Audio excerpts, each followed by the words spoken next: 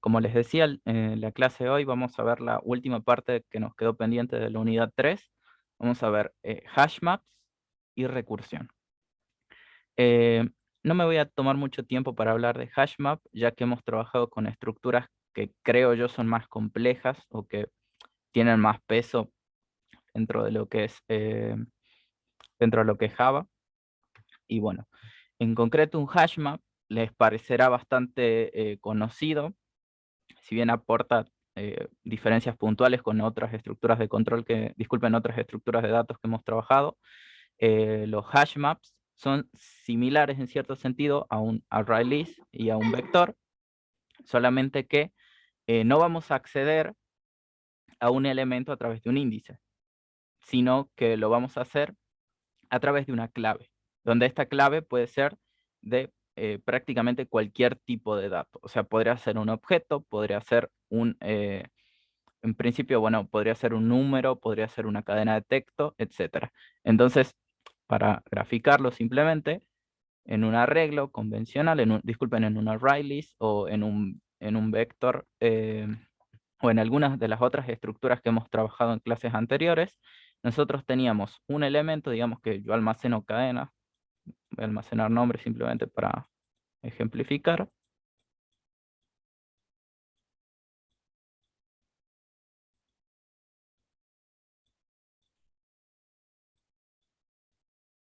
Por ejemplo, tengo un arreglo, tengo tres elementos, tres cadenas almacenadas.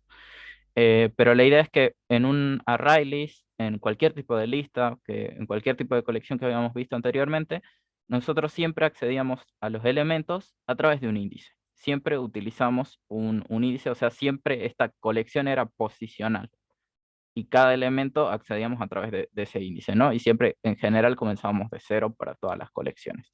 O sea, para todos los tipos de listas que teníamos. Em, pero ahora vamos a trabajarlos de una manera distinta. Ya no va, este índice no necesariamente tiene que ser un valor entero. Ahora lo vamos a empezar, ahora en el contexto de los hash maps, o también los pueden encontrar en otra bibliografía como diccionarios o hash tables. Cualquiera de esos nombres es válido, ¿no? Los diccionarios, si participaron en el curso de Python, se acordarán, son bastante similares.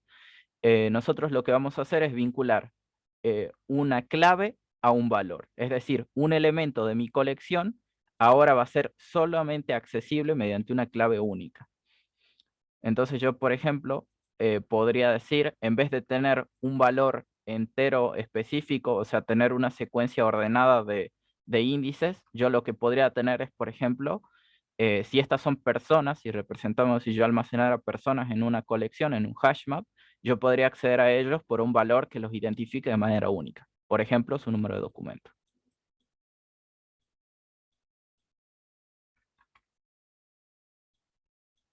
Por ejemplo.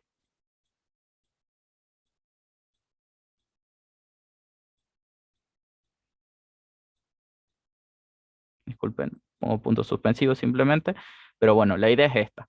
Ahora, yo no identifico mediante un índice, si quiero lo puedo hacer, pero perdería la potencialidad que tiene la estructura, ¿no? O sea, perdería la potencialidad de un hash map que me permite utilizar cualquier elemento como una clave asociada a ese valor, ¿no? O sea, a Luis en este caso. Entonces, esta clave que vemos aquí es importante que sea única, que represente de manera unívoca a todo elemento. O sea, cada elemento tiene esa clave y solo esa clave. Y no podemos utilizar una clave para dos elementos diferentes, por ejemplo. Eso no existe. O sea, no hay dos elementos con una misma clave. Es equivalente la interpretación, ¿no? Entonces, eh, ¿qué ventajas tienen los hash maps? Y bueno, un hash map, por cómo está construido internamente, lo que nos permite es un acceso más rápido a los elementos. Y ahora, dado que estas claves referencian de una manera más específica un elemento, también va a ser más fácil acceder a ellos. En muchos criterios se los utiliza, por ejemplo, los archivos .json, que son los que se suele trabajar en desarrollo web para pasar datos, para pasar información. la mayor parte de ellos están codificados mediante diccionarios, o sea, mediante secuencias o colecciones de elementos que son clave-valor, o sea, que siguen el principio de los hash maps.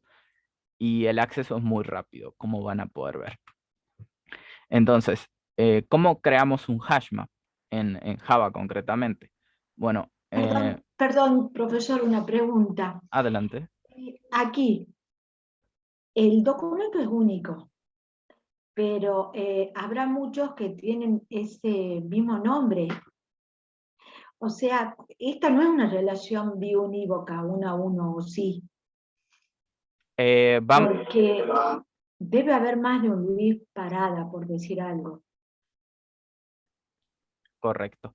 Pero nosotros, esto es importante también, disculpa, eh, la idea es que cada elemento no es solo, o sea, es clave valor, son dos, pero un elemento es la combinación de ambos, ¿no?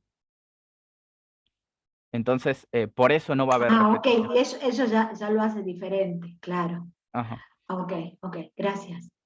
Ok, ok. Sí, eso es importante. O sea, nosotros, un elemento es clave valor, ¿no? O sea, no son dos cosas diferentes. Yo necesito tener una clave y un valor para tener un elemento de mi hashmap. De otra manera, el elemento no existe. Eso es importante también, ¿no? Profe, Eh, sería, por ejemplo, si tenemos los nombres y el número de documento, no importa, digamos, que haya dos Luis Parada, porque se supone que el número de documento es único y acá dice que se accede por medio, o sea, se accede al valor por medio de la clave. Se supone que la exacto. clave es única. ¿Entendí bien eso? Sí, es correcto. Bueno, les muestro en principio ahora cómo construir estos hash maps en Java. Vamos a ver un ejemplo, disculpen. Voy a cerrar esto. ¿Está? Esto no se preocupen, les voy a, esto para más después, lo voy a comentar simplemente. ¿Está? Que a continuación, para crear un hash map, no es muy compleja la sentencia. Hash map, lo voy a llamar,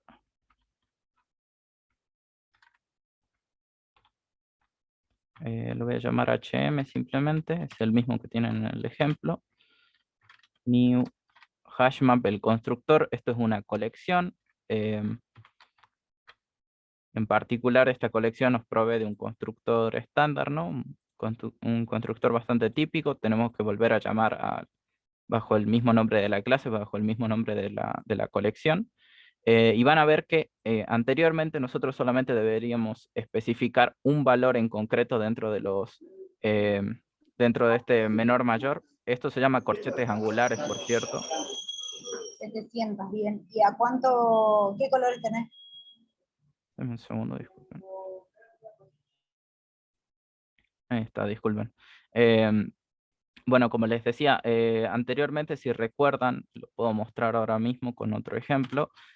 En una array list, nosotros debíamos especificar, por ejemplo, cuál era el tipo de elemento que yo almacenaba, ¿no?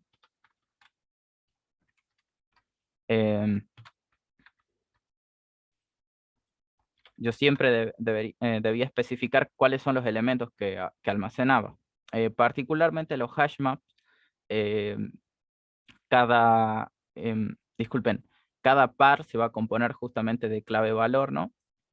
Entonces ahora voy a tener que especificar de qué tipo es la clave y de qué tipo es el valor. Y como ven, el asistente de contenidos autocompleta dos valores por defecto, que son key, que son K, que viene de la palabra key en inglés, o sea, el primer elemento es la clave, eh, o sea, que aquí tengo que poner de qué tipo es la clave, o sea, si es un número de documento, debería ser un integer, ¿no? Si es una cadena de texto, debería ser un string. Perdonen. String. Y bueno, y por otro lado debo especificar también de qué tipo van a ser los valores asociados a esas claves. Porque es importante también que se mantengan uniformes todos los pares que nosotros coleccionemos en un hash map. Entonces, todas las claves tienen que ser de un tipo específico y todos los valores también tienen que corresponder a ese mismo tipo que vamos a especificar acá. Por ejemplo, yo podría almacenar, si quiero, un string y otro string. Y en un momento le voy a mostrar un ejemplo un poco más complejo. Vamos a ver que es bastante útil utilizar estos hash maps. Entonces, con esta simple sentencia, hash map, digo de qué tipo es la clave, luego digo de qué tipo es el valor, le doy un nombre a la colección, ¿no? Y utilizo una declaración estándar, una instanciación estándar en la que llamo al constructor de dicha clase. Esto ya lo venimos haciendo de manera bastante regular, así que no me voy a detener mucho ahí. Pero bueno, yo lo que podría hacer luego, como toda colección, ¿no? Como hemos visto en las listas, nosotros vamos a tener que poder insertar elementos en la colección. No interesa de qué índole sea esta colección, ¿no? No interesa si es una lista, una cola, una pila, o en este caso un hash map. Yo debo poder poner elementos dentro de ese hash map en concreto. Y para añadir un elemento vamos a hacer uso del método put. Yo en put debo especificar dos parámetros. Debo especificar la clave asociada a un valor en concreto. Por ejemplo, aquí esta es una lista de países, simplemente la que les muestra el ejemplo de la diapositiva.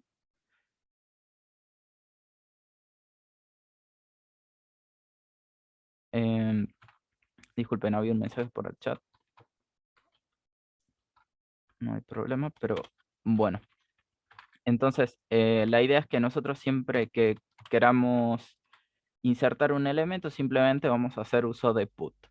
En los array lists utilizamos add. Para los hash maps necesitamos, para añadir un elemento, simplemente usamos put, ¿no? Simplemente un equivalente. En principio ambos nos permiten añadir elementos, así que no debería ser muy complejo esto. Y bueno, y lógicamente si yo dije que las claves van a ser cadenas de texto, yo aquí no puedo poner un valor numérico, ¿no? Porque no estoy cumpliendo con la regla que yo establecí para esta colección, ¿no? Para este hash map. Entonces yo, por ejemplo, podría añadir un número, pero representado como una cadena de texto. O podría añadir, por ejemplo, algo que quizás es algo más llamativo, yo podría decir eh, una capital y relacionada a un país en concreto, ¿no? Por ejemplo,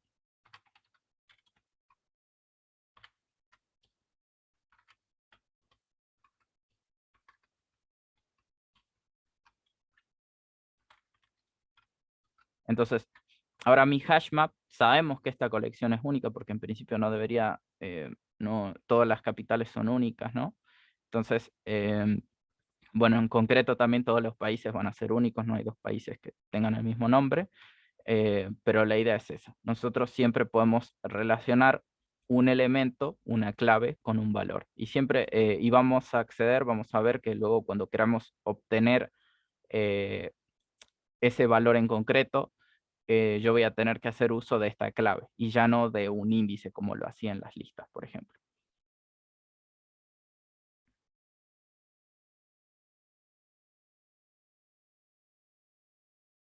No hay problema, Javier. No, no es un inconveniente. Solo recordar después revisar la grabación de la clase. Bueno, entonces continuando, yo puedo seguir agregando capitales.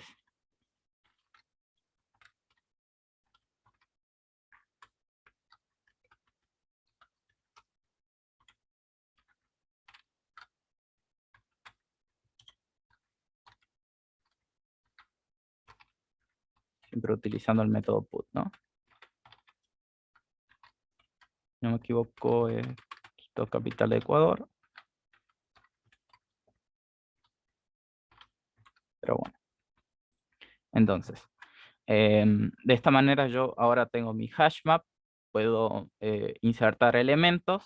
En principio están coleccionados. Si lo ejecuto no me va a mostrar nada, lógicamente, porque no tengo ningún print.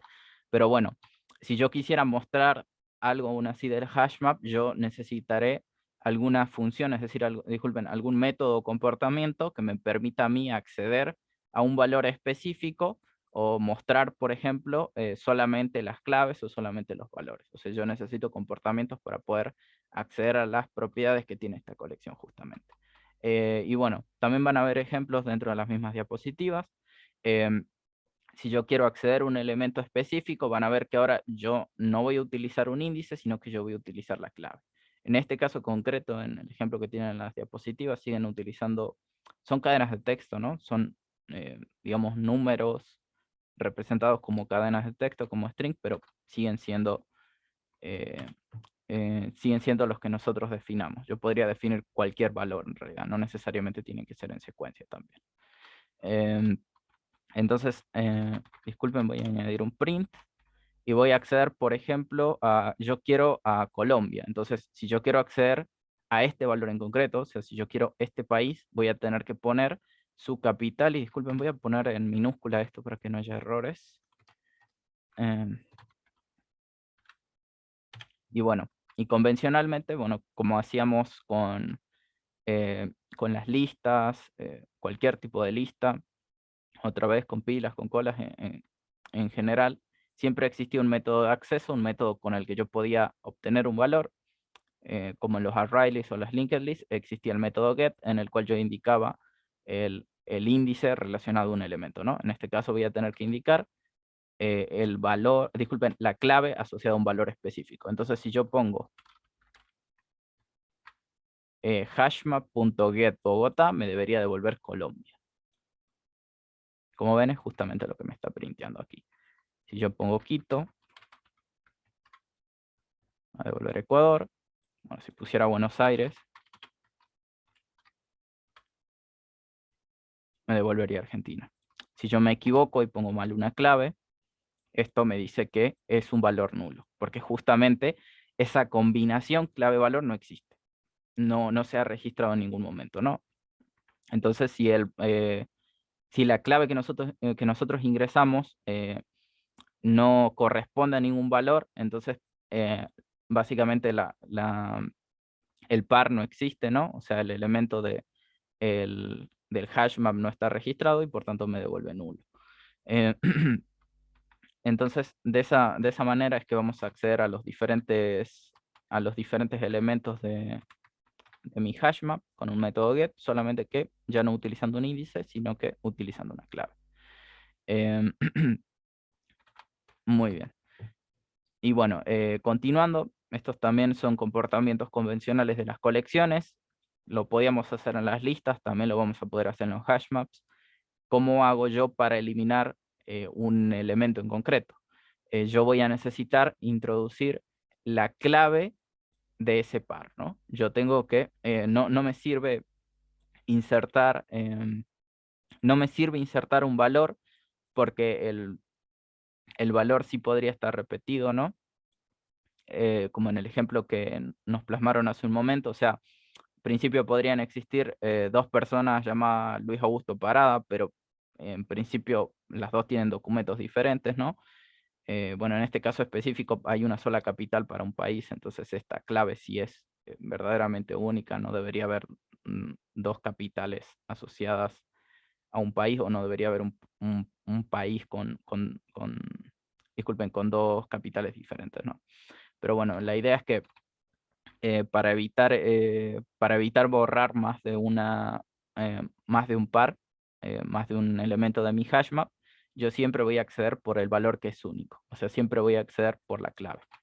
Entonces, yo, por ejemplo, si quiero acceder a Buenos Aires, pero previamente yo digo, disculpen, hashmap.remove, e indico ahí Buenos Aires también. Entonces, previamente al printeo, yo voy a remover ese elemento, ¿no? Lo voy a comentar un segundo. Ejecutemos. Muestro el valor asociado a la clave Buenos Aires, pero si yo previamente lo remuevo, lo elimino, esto me devuelve nulo, porque ya quité este elemento, ¿no? Entonces, esto no es algo nuevo en cierto sentido, solamente que ya no, otra vez, no removemos mediante un índice, vamos a remover mediante una clave. Es la única diferencia. Como ven, no es algo del otro mundo. Un hash map, en cierto sentido, no nos agrega más complejidad. Sí tiene beneficios, como les decía. La manera en la que está estructurado internamente un hash map nos permite el acceso, un acceso mucho más veloz a lo que sería una lista. O sea que cuando yo utilizo, por ejemplo, el método get, inserto una clave, o cuando utilizo remove e inserto una clave, encontrar ese elemento, remover ese elemento va a ser mucho más veloz que en un caso promedio en una lista. O sea, si yo quiero, por ejemplo, eliminar un elemento, digamos, en el medio de una lista, que sería uno de los casos más comunes, ¿no? Para no poner el mejor caso en el que esté al principio o al final, yo demoraré un tiempo, digamos que yo voy a demorar un tiempo, disculpen, voy a especificarlo quizá, por ahí no se entiende muy bien. Es decir, vas directo y no tenés que estar buscando uno por uno, descartando los anteriores. Exacto, si yo tengo Claro. n elementos y yo quiero el del medio, o sea, si yo el que estoy buscando se encuentra justo en el medio, entonces voy a tardar n sobre 2 comparaciones, ¿no? O sea, va a ser justo el elemento que está a la mitad. Entonces, este es el tiempo que yo demoro en, digamos, en un caso promedio, en encontrar un elemento en una lista. Por cómo están ordenados, si yo tuviera la misma cantidad de elementos, pero utilizando un hash map, o sea, tengo 0 y n, para encontrar un elemento, dado que aquí no hay orden como tal, porque un hash map yo puedo poner los elementos en el orden que a mí se me antoje, porque como pueden ver, la clave ya no es un índice, o sea que ya no necesitan estar en una secuencia específica estos elementos. La forma en la que se va a administrar estos elementos es mediante un árbol binario. No importa, no necesitan saber cómo es que se estructura internamente un árbol binario, pero solamente se los comento. Pero bueno, la idea de esto es que para encontrar un elemento, cualquier elemento en realidad, bueno, igual en el peor de los casos, lo más que van a tener que buscar es el logaritmo base 2 de n. Entonces, siempre, incluso el peor de los casos de búsqueda de una lista va a ser n comparaciones. El peor de los casos de búsqueda de un, disculpen, de un hash map va a ser logaritmo en base 2 de n. Esto es, para que lo sepan, es un número mucho menor, siempre va a ser más pequeña siempre va a ser más pequeña esta comparación. En realidad va a ser, salvo que el elemento que queramos buscar sea el primero de una lista, siempre es mejor, siempre va a ser mejor utilizar un hash map. Y en grandes colecciones, encontrar esos elementos justamente, o sea, acceder a esos elementos es mucho más veloz en un hash map. Entonces, se agiliza mucho más en ese sentido utilizarlo. Otra vez, hay casos... Profe, ¿viste cuando por ahí uno elimina una foto del teléfono o elimina un chat? ¿Usa este recurso, HashMap? Internamente, y está buena la pregunta, la mayoría al menos de los sistemas de archivos, ya sea en Android, iOS creo que también lo utiliza, los que descienden de Unix, utilizan árboles binarios para administrar. O sea, Windows, si no me equivoco, también utiliza un tipo de árbol, creo que utiliza un árbol balanceado, pero bueno, justamente cada, digamos, fichero dentro de nuestro ordenador y cada directorio dentro de nuestro ordenador se va a administrar de esta manera. Si recuerdan, yo hace un par de clases les mostré un arbolito de directorios, si recuerdan, como para encontrar un fichero que queríamos, al cual queríamos acceder mediante un stream. Y bueno, yo les mostré una jerarquía de directorios y ese justamente eso justamente nos desemboca a la idea de utilizar un hashmap, ¿no?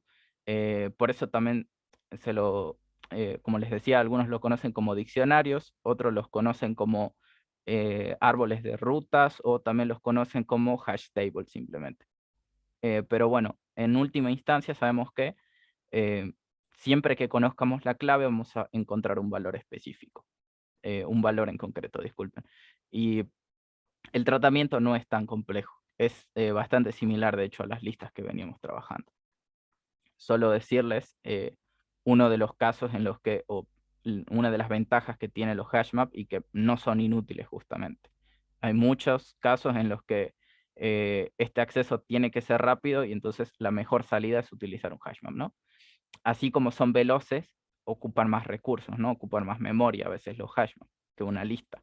Pero bueno, ahí depende ya de los recursos que ustedes tengan o que dispongan para quienes estén programando, estén diseñando este problema justamente.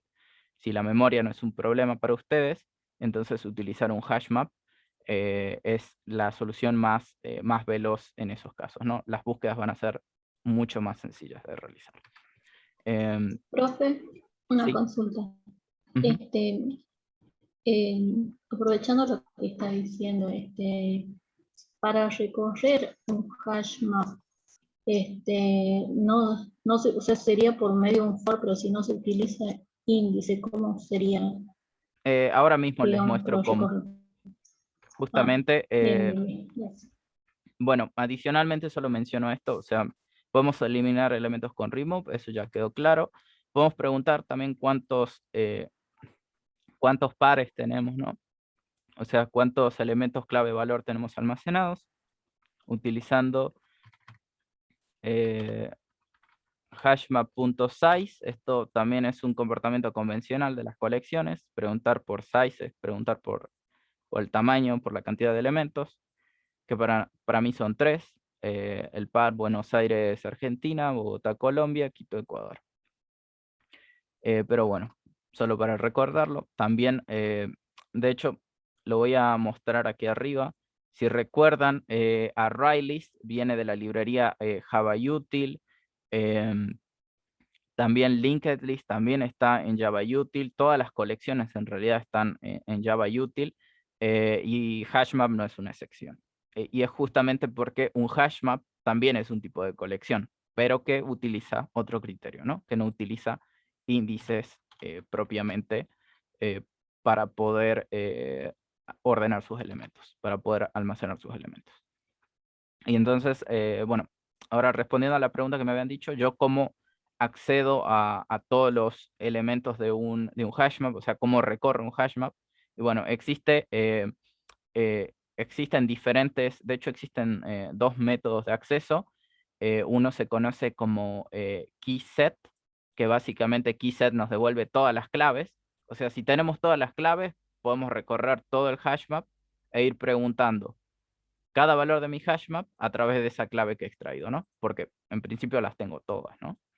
Entonces, les voy a mostrar simplemente, vamos a ver un pequeño for.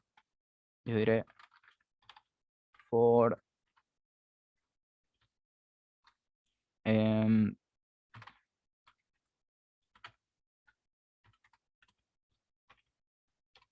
adicionalmente, ya que está en el mismo ejemplo que tenemos en la diapositiva, les voy a mostrar, esto es bastante útil.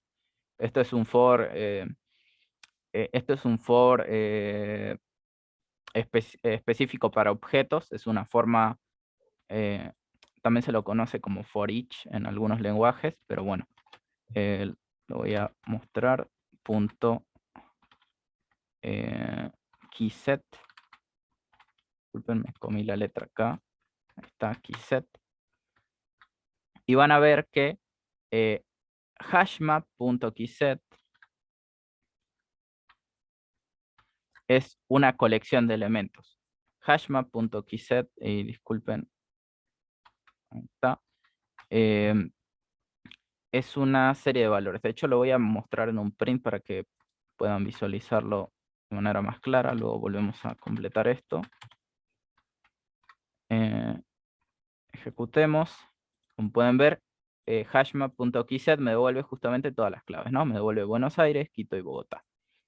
Como tengo 3 elementos, solamente tengo 3 claves en mi colección de claves, ¿no?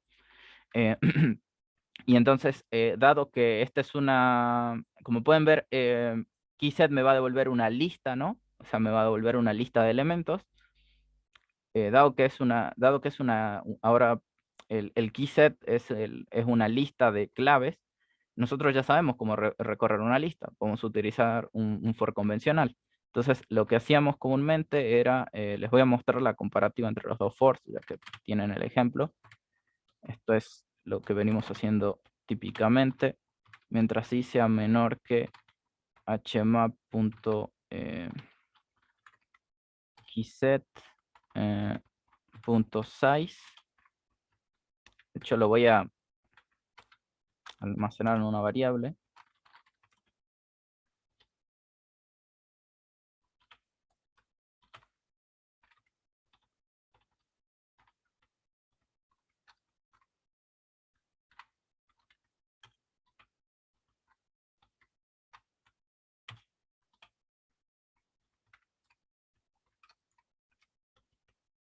Disculpen, mi lista de claves es igual a hashmap.keyset. Hay un pequeño error porque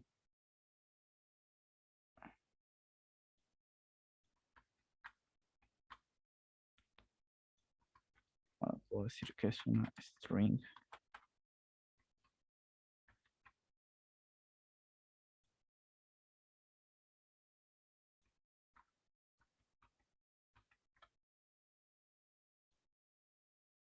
Voy a tener que añadir un casting. A ver.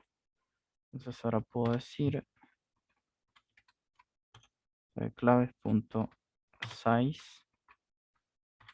y más. Bueno, este es un for convencional. Primero creo la lista de claves, ¿no? O sea, creo a Buenos Aires, Quito, Bogotá. Y luego simplemente recorro la lista de claves con un for típico que ya hemos utilizado en muchas ocasiones.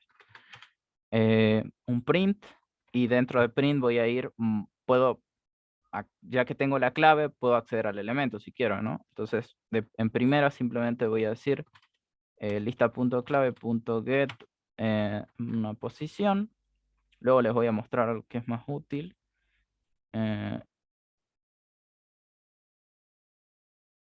Aquí hay un pequeño error. Esto debería ser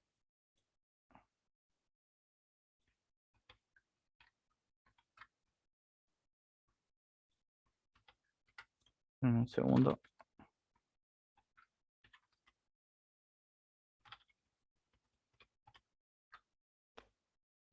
Justamente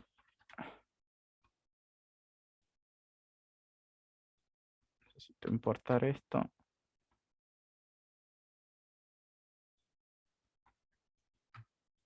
Punto.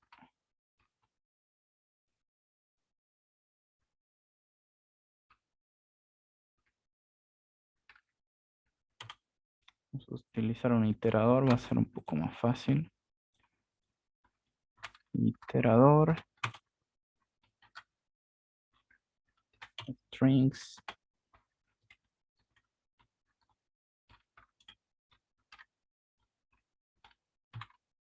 Ahí está. Y bueno. Iterator.has, no, es hasNext. Está. Y luego distinto de nulo.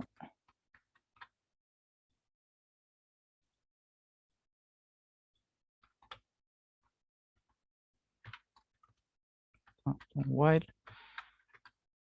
Y bueno, y ahora será iterador.next. Ahí está. Y podemos ver todos los elementos de, que están almacenados en esta colección. Concretamente, yo escribí acá lista, pero propiamente es un conjunto en realidad. Me disculparán por esto. Es un conjunto de claves. Un conjunto en principio no tiene orden, ¿no? Entonces no voy a poder acceder por un índice. Entonces la manera de acceder a esos elementos justamente, o sea, de acceder a todas las claves, al menos de esta manera, ¿no? Va a ser utilizando un iterador, que bueno, esto es algo que vimos en otro momento, ya hemos visto en clases anteriores. Entonces, disculpen, entonces mi conjunto de claves me provee de ese iterador, de ese objeto que se encarga de hacer el recorrido sobre cada elemento, en este caso de mi conjunto, de mi set. y simplemente digo, mientras mi iterador tenga un elemento siguiente, o sea, mientras tenga elementos en mi conjunto, yo voy a ir recorriendo, yo voy a ir mostrando elemento por elemento. Y voy a ir saltando al siguiente a través del comportamiento next. Otra vez, este comportamiento ya lo vimos, así que no creo que haga falta volverlo a ver. Pero bueno, además de esto, además de poder acceder a justamente ese valor, ya que iterator.getNext nos da esa clave en concreto.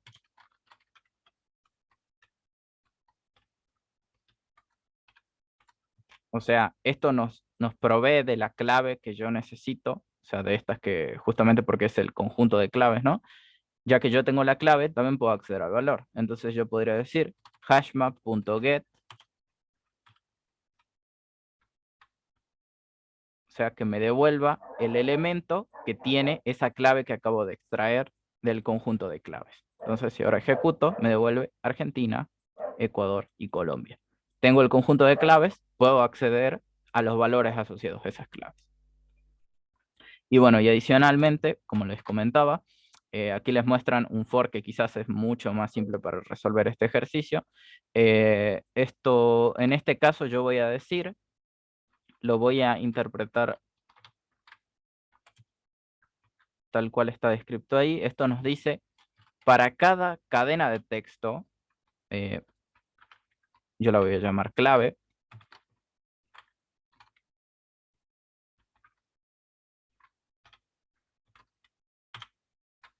para cada cadena de texto dentro del conjunto de claves, yo voy a mostrar el valor asociado a esa clave. Entonces, esto es un tratamiento, otra vez que si han visto Python, si han visto el curso anterior, lo recordarán, las listas por comprensión son bastante, se le parece bastante esta declaración. Ustedes, definen simplemente el comportamiento de esta manera y no van a necesitar especificar mediante índices, no necesitan especificar un intervalo en el cual yo tengo que hacer el recorrido.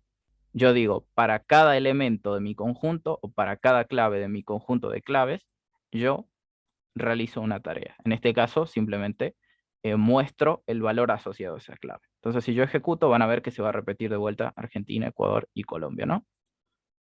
Argentina, Ecuador y Colombia. Porque son los que, porque justamente estoy recorriendo de dos maneras diferentes este conjunto de claves. Entonces, les dejo los dos comportamientos, les dejo los dos ciclos, así tienen una comparación. Esto es bastante útil, se lo puede utilizar en otros casos también. Es importante Ese siempre... sería un for each, ¿no es cierto? Ujú. Para cada elemento, un for each justamente, para cada elemento de algún conjunto, que este conjunto puede ser un set, puede ser una lista, puede ser, cuando digo lista, lógicamente una array list, una linked list, puede ser una cole, una pila, cualquier colección en general, cualquier colección, disculpen, distinta de distinta de un hashmap, ustedes van a poder extraer ese elemento y trabajarlo como tal. Y bueno, y siempre debemos especificar aquí cuál es justamente el tipo de ese elemento que estoy extrayendo del conjunto, ¿no? O sea, esto es un conjunto de claves, entonces lo que yo extraigo es una cadena, ¿no? Porque originalmente dije, la clave es una cadena.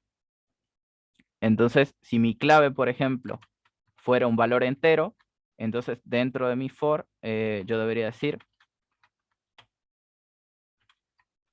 que mi clave es justamente de ese tipo, ¿no? Que mi clave es un número entero. Pero bueno, para el ejemplo que yo les di, utilizo strings, así que no es la gran cosa.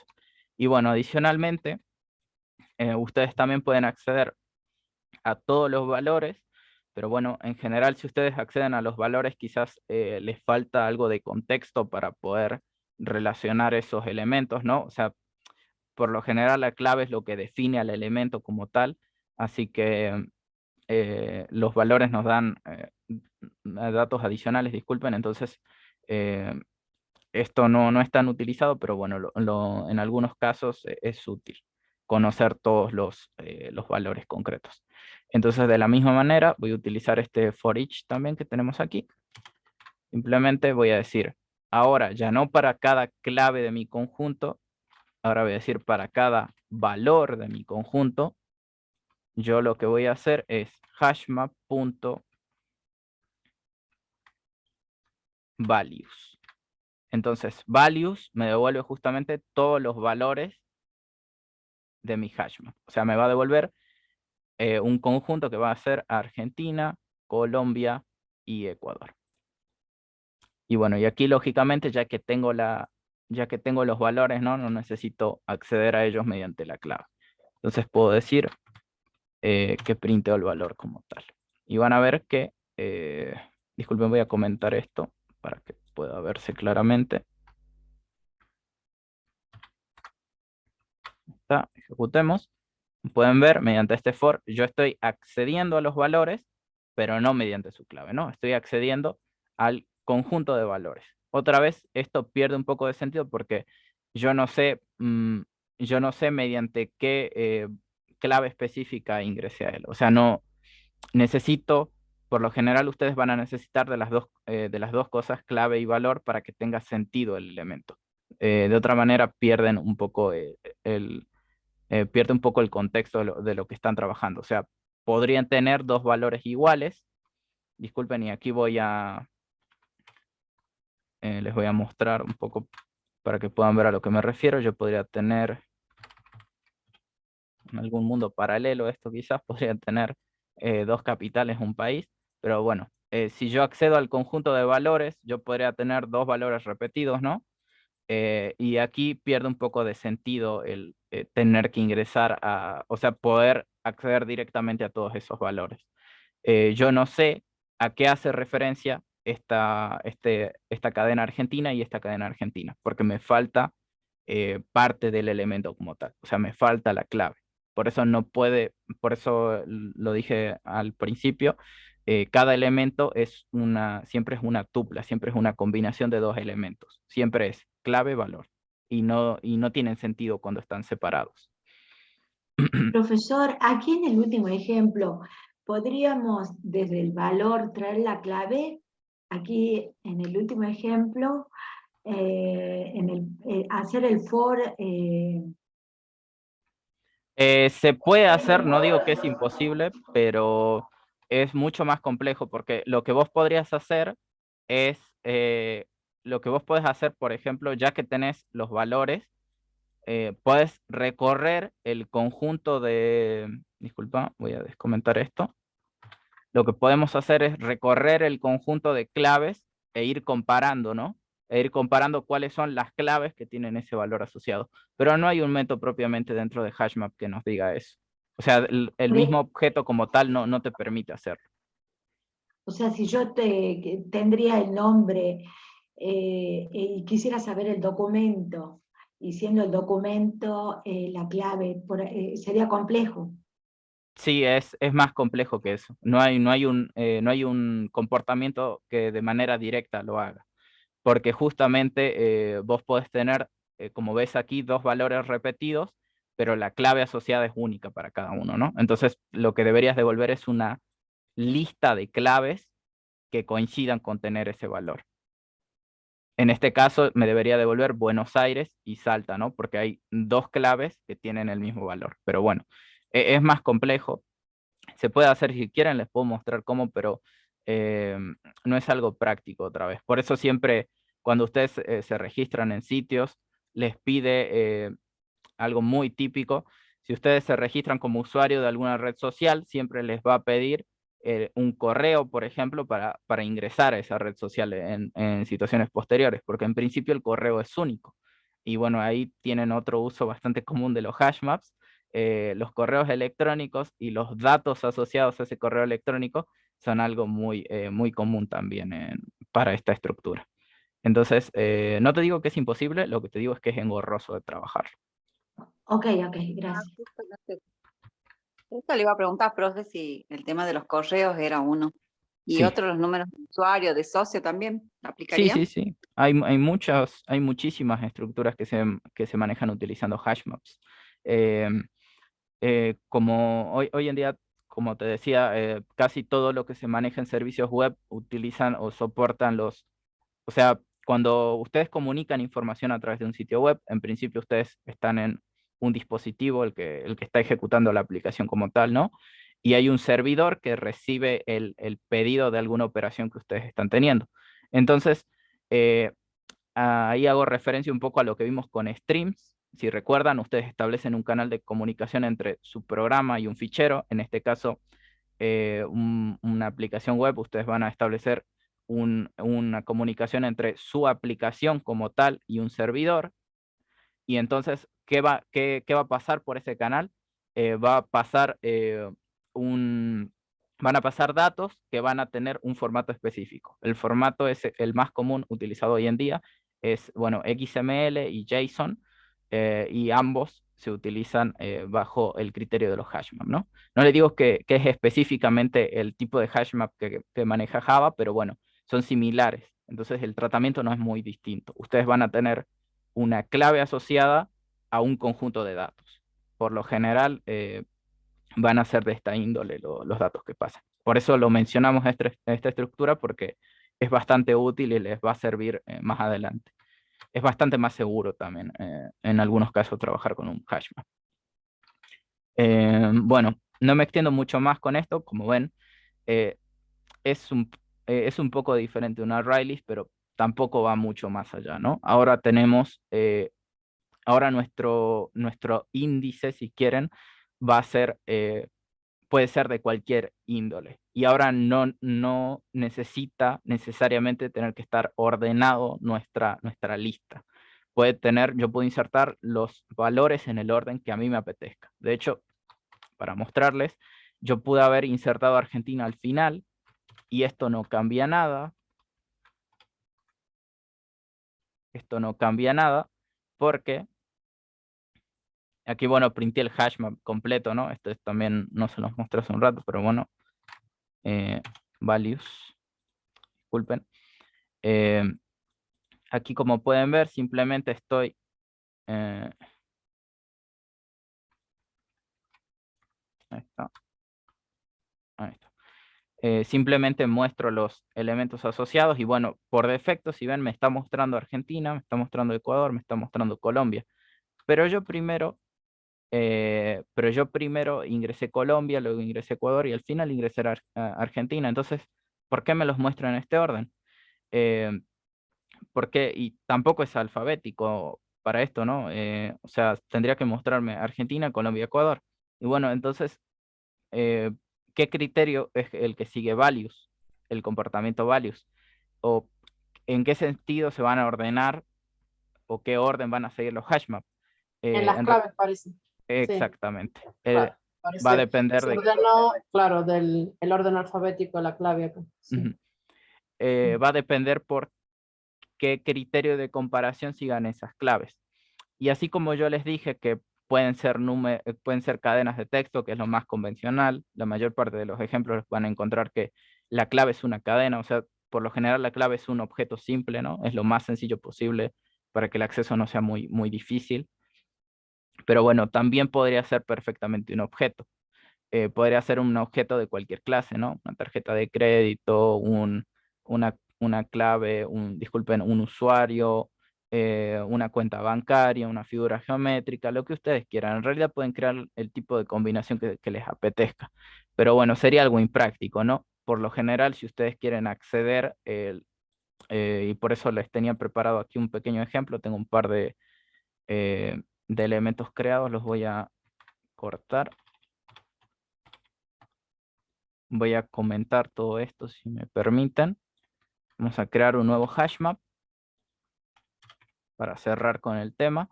Les comento esto y aquí. Yo podría tener un hashmap si quisiera y asociar una cadena de texto, que esta cadena de texto, lo que voy a almacenar van a ser usuarios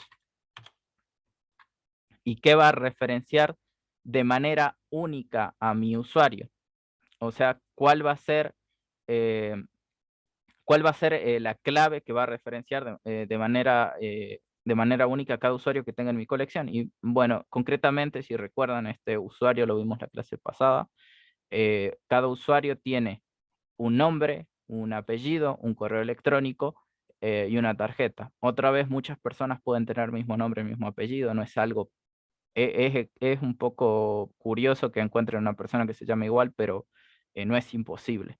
Lo que sí no puede ocurrir es que existan dos personas con el mismo correo electrónico. La tarjeta de crédito, bueno, podríamos decir que a veces dos personas diferentes la comparten una tarjeta de crédito, quizás sí. No sé si son muy cercanos, no sé, en familia, por lo general a veces podría utilizar la otra persona si es que cuenta con los permisos del dueño de esa tarjeta, ¿no? Otra vez no me quiero poner a debatir eso, pero hay una clave que es muy simple. Hay un tipo de objetos que de manera sencilla nos identifica de manera unívoca cada par, ¿no? Cada usuario, en concreto, cada clave que va a ser un correo electrónico con el usuario en concreto. Entonces, vamos a ver otra vez hashmap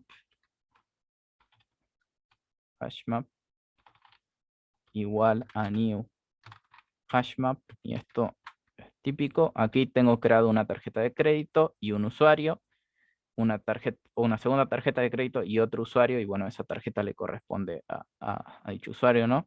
Un usuario es Luis, el otro usuario es Jaime. Pero bueno, yo lo que voy a hacer ahora, lo puedo hacer perfectamente, es ingresar una clave, que la clave voy a copiar los correos, si me lo permiten. Y el elemento asociado a ese correo va a ser el usuario que tenga justamente ese correo, ¿no? O sea, user 1. Entonces, el usuario 1 tiene asociado este correo electrónico. Y bueno, y de la misma manera, puedo ingresar otro correo electrónico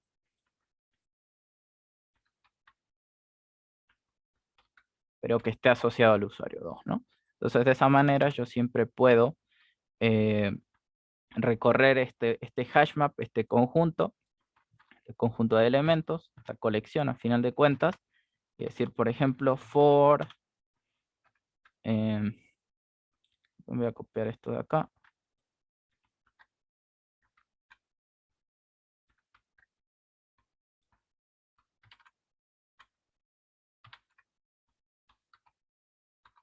Ahí está. Entonces, para cada clave, dentro de mi conjunto de claves que dijimos, las claves son cadenas de texto, ¿no? Así que van a coincidir. Yo quiero acceder al elemento relacionado a esa clave.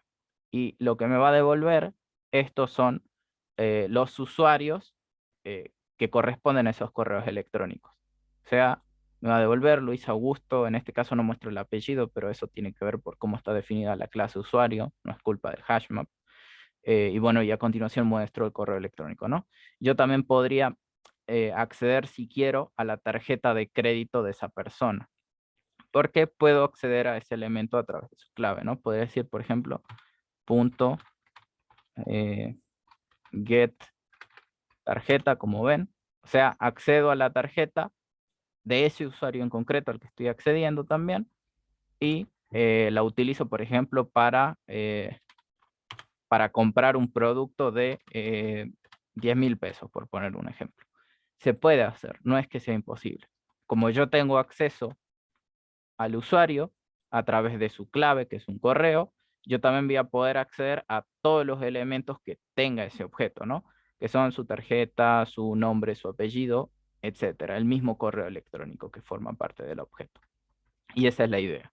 Ustedes pueden tener un hashmap con las combinaciones que ustedes prefieran. En general, van a ver que la clave otra vez es sencilla, por lo general cadenas de texto o números, o valores numéricos, y luego como valor puede ser un usuario, puede ser una cuenta bancaria, algo que identifique y que permita hacer esta combinación lógica, ¿no? Otra vez depende del problema, siempre va a depender de la aplicación que estén desarrollando, pero es bastante útil la estructura. Disculpe, Carolina, disculpa, ¿en qué comisión estás registrando la clave? Recordá, en la comisión T4 tenés que registrar tu asistencia. Sí, sí, en la T4, como siempre, pero no me la toma. Ya la introduje varias veces. Dame un segundo, ahora lo verifico. Sí, T4. No sé si a alguien más le pasa, pero a mí sí. Sí, lo No, reviso. yo la podía ingresar bien en la T4. Fíjate de Quizás, estar tildando el presente.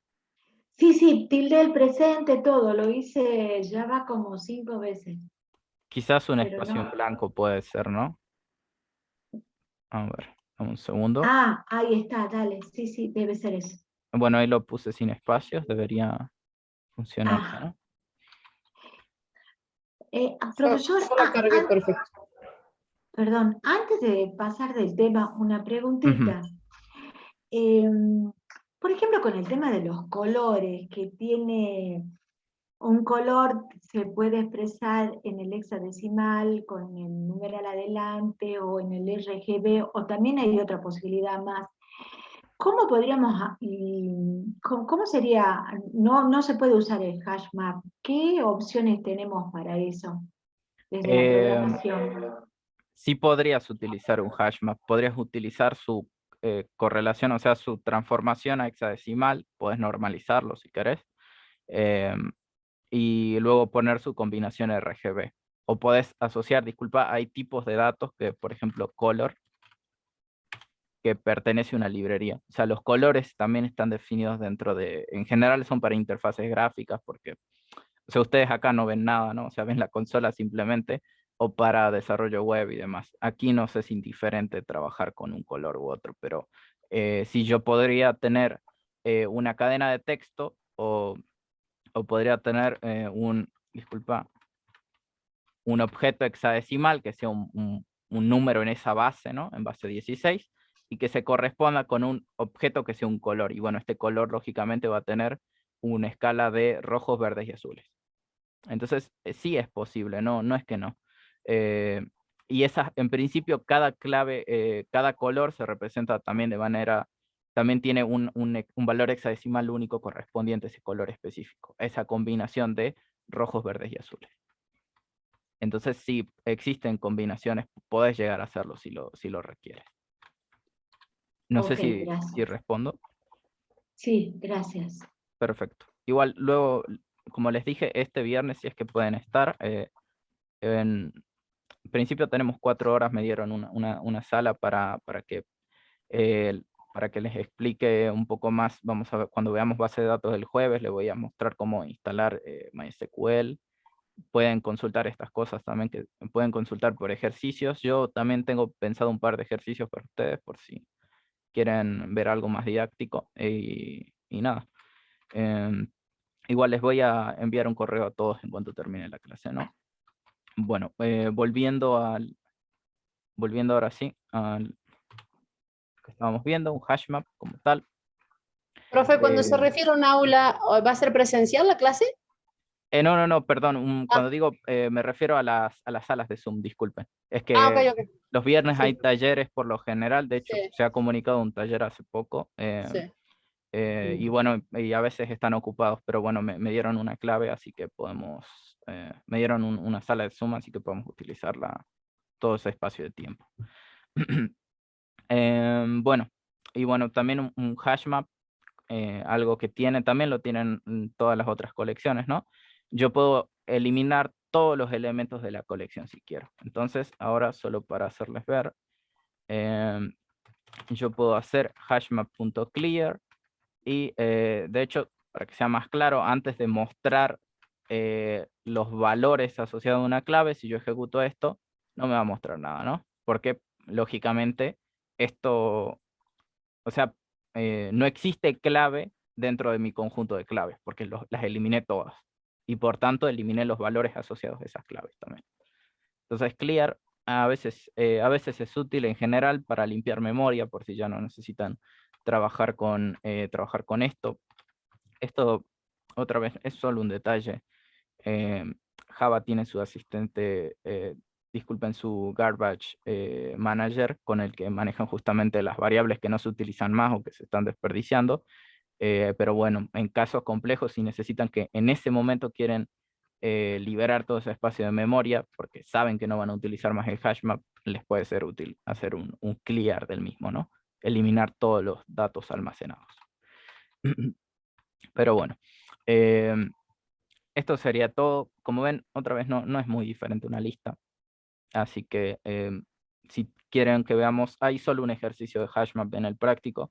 Otra vez, solo era para que tuvieran el concepto, para que tienen un ejercicio para practicarlo si es que quieren, pero no es algo muy complejo. Si hay más dudas, me lo comentan. Pero bueno, ahora sí podemos ver recursión, que era el tema que quería mostrarles hoy, el más importante. Y bueno, la recursión o la recursividad es una técnica de programación que nos va a permitir crear algoritmos de una manera más sencilla. Pero específicamente está diseñado para reemplazar, si quieren, o mejorar estructuras que son cíclicas. O sea, si ustedes tienen un bucle o tienen que repetir o sea, que necesitan repetir determinada cantidad de veces una operación, por lo general nosotros utilizamos las estructuras de control for o while, ¿no? En su defecto, cualquiera de las dos. Y entonces, la recursión como técnica nos va a permitir, en algunos casos, mejorar estas repeticiones, o sea que va a ser mucho más veloz un algoritmo de este tipo y va a ser en una porción de código más reducida, o sea que va a ser más legible para cualquier programador que lo vea. Y bueno, además de eso, la recursión, hay algoritmos específicos, hay algoritmos que son muy útiles, que son los de ordenamiento. Si recuerdan, nosotros vimos 3 métodos de ordenamiento. Yo les dije, son bastante ineficientes, pero son los primeros que se enseñan cuando están comenzando a programar.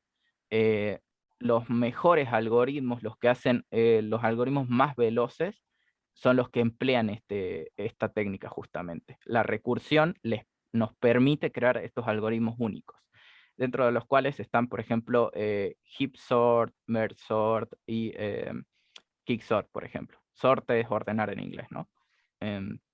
Y bueno, cada uno de ellos sigue una técnica específica, pero todos siguen un criterio específico para ordenar conjuntos de datos, ¿no? Listas en general, pero todos ellos emplean la recursión para hacerlo, o sea, emplean esta técnica. Y bueno, en concreto, la recursión nos dice que nosotros vamos a tener un algoritmo, esto va a ser un método, ¿no? Para nosotros, o sea, va a ser un comportamiento, una función, si quieren, en programación estructurada, en el cual nosotros vamos a tener que invocarnos a nosotros mismos. O sea, vamos a tener un método que se llama a sí mismo. Y en ese llamado es donde vamos a ver ese comportamiento cíclico, esa recursividad justamente. Se va a llamar una cantidad determinada de veces, en realidad hasta que se cumpla una condición, o en concreto caso base se denomina dentro de esta técnica. Y cuando se cumpla ese caso base, va a terminar la llamada recursiva. Y vamos a ir resolviendo poco a poco todas las llamadas internas que se han dado sobre el mismo comportamiento recursivo, el mismo algoritmo recursivo. Entonces, la idea fundamental de esto es que nosotros tenemos que diseñar una solución a un problema. Este problema lo vamos a llamar, va a ser un problema P, y fundamentalmente nosotros podemos dividirlo en una cantidad específica de instancias. O sea, podemos descomponer un problema en subproblemas más pequeños. Por ejemplo, en K subproblemas. Y la idea es que cada subproblema es un poco más sencillo de resolver que el problema original. Entonces va a llegar un punto en el que vamos a tener el caso base disculpen, el caso atómico, también en algunos casos se conoce, que es un punto en el cual la solución es la más elemental posible. Y cuando lleguemos a ese punto vamos a ir haciendo un rollback, una vuelta atrás, y vamos a ir resolviendo los subproblemas que nos quedaron pendientes. Otra vez, no se preocupen por esto, lo vamos a ver en un ejemplo paso a paso. Les voy a mostrar cómo es que se realiza esta secuencia de llamadas, así que no se hagan drama. Pero en principio tenemos que recordar, tenemos un problema que se puede dividir en subproblemas más pequeños de la misma índole, ¿no? Eso es importante también. Y cada uno de ellos es más sencillo que el problema original. Vamos a necesitar también para resolver estos subproblemas, esto que les he nombrado hace un momento, vamos a necesitar un caso base o la condición de terminación o condición de parada, o sea, cuando termina esa serie de llamadas recursivas. Recuerden, esto suple a una estructura cíclica, a un bucle for o while, así que vamos a necesitar también un criterio para detenernos, para terminar de hacer todas esas invocaciones, porque si no vamos a tener un bucle infinito, al igual que con un for y con un while que vimos en su momento, y nuestro programa va a seguir ejecutándose, se va a desbordar y vamos a tener el error que en algún momento les nombré, Stack Overflow. Vamos a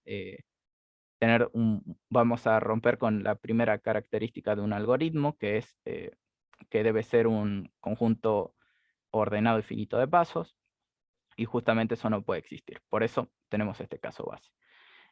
Y bueno, adicionalmente también, para que este algoritmo se llame a sí mismo, justamente vamos a requerir de una llamada recursiva, que otra vez es la invocación al mismo método recursivo.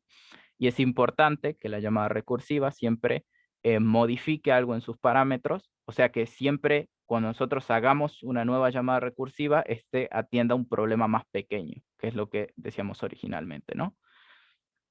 Entonces, vamos a tener que siempre, hay que seguir estos 3 criterios para desarrollar un algoritmo recursivo. Primero, necesitamos un caso base o caso de parada. Tenemos que ver que esté correctamente diseñado, o sea, que hayamos determinado bien el caso base del problema en concreto. Vamos a necesitar también la llamada recursiva que les nombré hace un momento, y siempre tiene que resolver un problema más simple que el original. Y bueno, como en tercer caso, lógicamente vamos a probar este algoritmo, y si se cumplen los dos casos, si se cumplieron correctamente las dos pautas anteriores, el algoritmo funciona correctamente. Si está fallando es porque cometimos un error y vamos a tener que volver a revisar estos dos criterios, ¿no? Si nombramos bien, si definimos bien el caso base y si hacemos correctamente la llamada recursiva. Entonces, un ejemplo bastante sencillo para comenzar. Nosotros tenemos una lista de números. En este caso podría ser de cualquier tipo, pero para la recursión nos va a ser útil que sea de números enteros. Es una cantidad finita, como ven, de elementos, y bueno, la idea de obtener la sumatoria de todos los elementos sería nuestro problema P inicial. Este es el problema, digamos, complejo. Y bueno, la idea que tenemos aquí para resolverlo es que un subproblema de este mismo P, o sea, esto sería, otra vez, disculpen. Tenemos nuestro problema P, luego tenemos, de hecho aquí mismo lo está nombrando, disculpen. Tenemos nuestro problema P inicial, que es el complejo, y luego un subproblema P1, que sería un criterio más sencillo del mismo problema, sería no sumar todos los elementos, sino que tomar solo en cuenta uno de ellos y hacer la sumatoria para los siguientes 5. Entonces, yo ya no voy a sumar los 6 elementos de golpe, no es la idea, y no voy a utilizar un ciclo for para realizarlo, sino que yo voy a, o sea, la sintetización o el problema más sencillo sería sumar solo 5 de esos 6 elementos. Luego, otra instancia o otro subproblema más pequeño sería tomar en cuenta solo 4 de esos elementos de la lista, y así sucesivamente, ¿no? En cada instancia o en cada llamada de mi algoritmo recursivo, yo siempre voy a trabajar con una cantidad menor de elementos en mi lista. Siempre llego a tener que sumar menos elementos en total. Entonces, en un subproblema P5, que es la última instancia, yo tengo un solo elemento y en ese criterio yo ya habría sumado todos, ¿no? De hecho, va a haber, disculpen, aquí falta algo que enunciar. Yo podría decir, finalmente, disculpen, en un subproblema P6, yo podría tener una lista vacía, ¿no?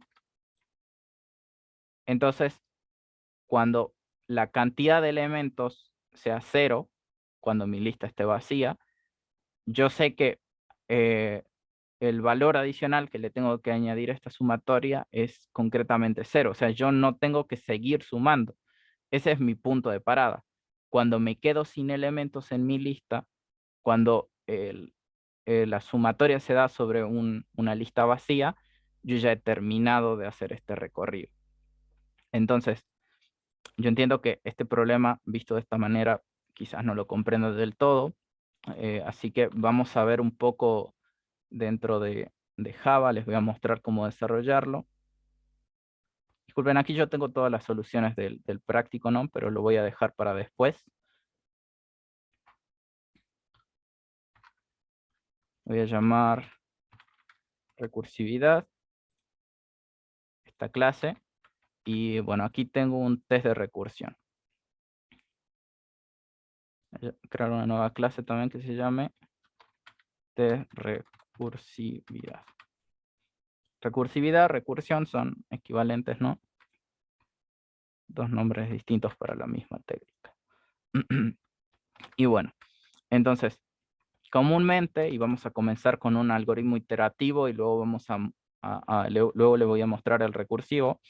Si nosotros quisiéramos sumar los elementos, yo lógicamente necesitaría un comportamiento llamado sumar, por ejemplo.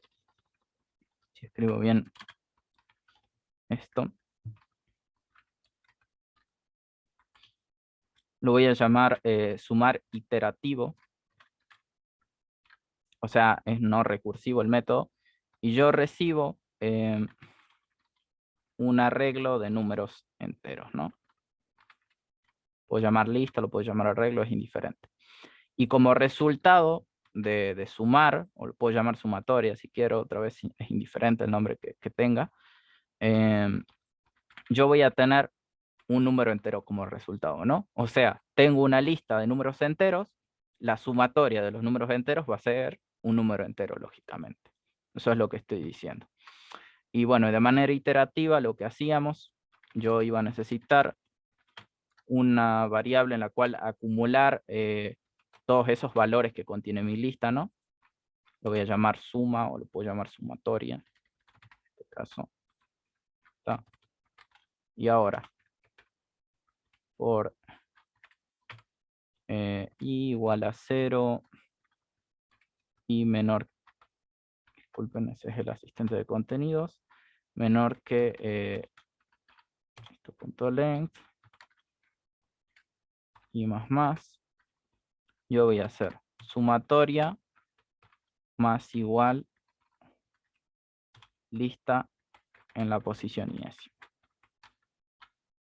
Y esto, recuerden, es equivalente a decir sumatoria igual a sumatoria más lista en posición y décima. Son equivalentes los dos.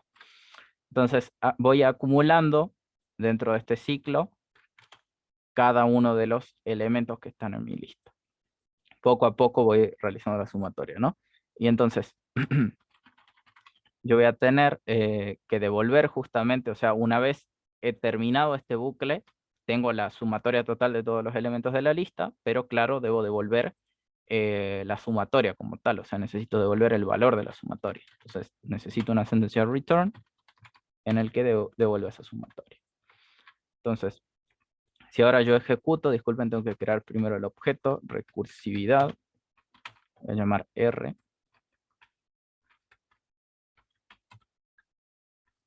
R igual a new recursividad. Y ahora voy a mostrar en un print el comportamiento sumar iterativo, ¿no? Y aquí le tengo que pasar una lista de números, disculpen, un arreglo de números enteros. Por ejemplo, lo llamo lista, recuerden, es solo un nombre para el arreglo. Puedo llamar como yo quiera. Y bueno, en concreto vamos a poner el mismo ejemplo que está aquí. Disculpen, creo que yo lo tengo copiado por aquí. Aquí está. Ahí está. Entonces mi lista tengo los números 6, 40, 13, menos 1, 0 y 9. Entonces voy a sumar de manera iterativa, o sea, mediante un for. Es algo convencional que ya hemos visto. Y voy a sumar los elementos. Entonces, si yo ejecuto esto, me devuelve 67, que es la sumatoria de todos los elementos. Entonces, ahora diseñar un algoritmo recursivo, en este caso, dentro de Java no va a cambiar mucho la declaración como tal, sí la implementación, o sea, la cabecera en principio va a ser similar. Solamente que lo voy a llamar sumar recursivo, ¿no? Voy a tener la lista de números de las cuales yo voy a extraer esos números enteros para la sumatoria, ¿no? Y también voy a seguir devolviendo un número entero, que va a ser la sumatoria de todos los elementos de la lista. Pero lógicamente, como les había dicho, esta técnica también nos permite, nos permite a nosotros evitar las estructuras de control for y while, los bucles típicos disculpen, de repetición. Y ahora lo que nosotros vamos a necesitar, como yo les decía, es tener una llamada recursiva y un caso base. Y para esto lo único de lo que vamos a hacer uso es de un if-else, y bueno, en su momento, cuando veamos casos más complejos, quizás un if-else anidado. Entonces, yo voy a decir, dentro del if en principio, yo voy a establecer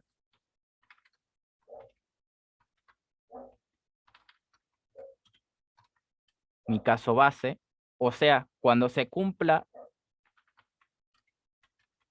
una condición en concreto, yo voy a devolver el valor que termina con la recursión.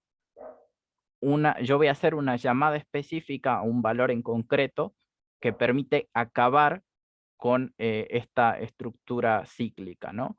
Entonces, en concreto, mi caso base, y está planteado dentro de la misma diapositiva, nosotros vamos a decir que nuestro caso base va a ser cuando n sea igual a 0, o sea, cuando mi lista se quede sin elementos.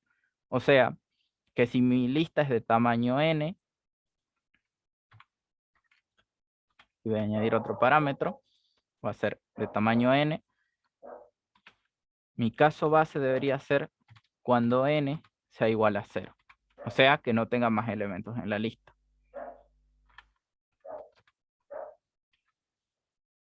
Y yo voy a necesitar una sentencia asociada a ese valor. O sea, voy a necesitar hacer un return, yo voy a necesitar devolver un valor, hacer una llamada de retorno, hacer un rollback dentro de estas llamadas recursivas para poder terminar con este ciclo. Con esta recursión en realidad se llama, ¿no? Es justamente una alternativa a los ciclos convencionales. Y bueno, en concreto les voy diciendo, este valor va a ser 0. En cuanto vaya explicando todo el algoritmo, algunos se darán cuenta por qué es, si no, después lo explico de vuelta, pero bueno. Recordemos, esto es una sumatoria, ¿no? Devuelvo todos los valores que hemos visto, por ejemplo, en esta lista, sumados, que nos daban 67. Y siguiendo los criterios que vimos hace un momento, yo tengo que establecer un caso base, ya dijimos, cuando me quede sin elementos, ese es mi criterio de parada. Y yo también voy a requerir de una llamada recursiva. Voy a necesitar llamar a disculpen, yo voy a necesitar llamar a un comportamiento que va a ser el mismo método recursivo, pero para un subproblema más pequeño. O sea, tengo mi caso base y por otro lado, o sea, del otro lado de este if else, yo voy a volver a invocar a sumar recursivo. Para esa lista, disculpen, para esa lista también, o sea, para esos elementos, solamente que yo ahora no voy a tomar todos los elementos de la lista. Yo voy a tomar una porción más pequeña de ella. O sea, yo no voy a sumar o tener en cuenta los n elementos de mi lista original. Yo voy a tomar... Exacto. Profe, ¿siempre es en decremento? Depende qué caso base tengas. Si mi caso base hubiera sido que n fuera igual al tamaño de la lista, o sea que yo comienzo desde la primera posición, ahí entonces tendría que ir... Claro, tiene que ir agregando. Sí, bueno.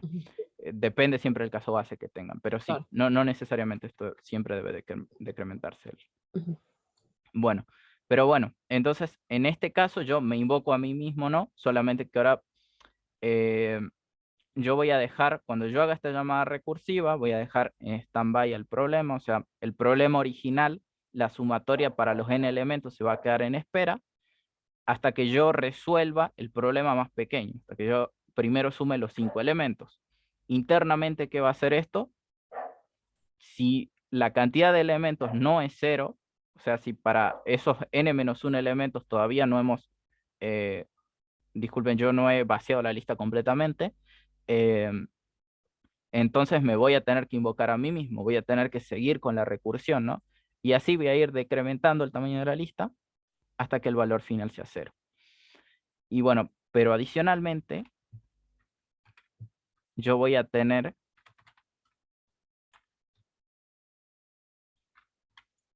que sumar un valor en concreto. O sea, en cada llamada recursiva, yo tengo que ir resolviendo parcialmente el problema.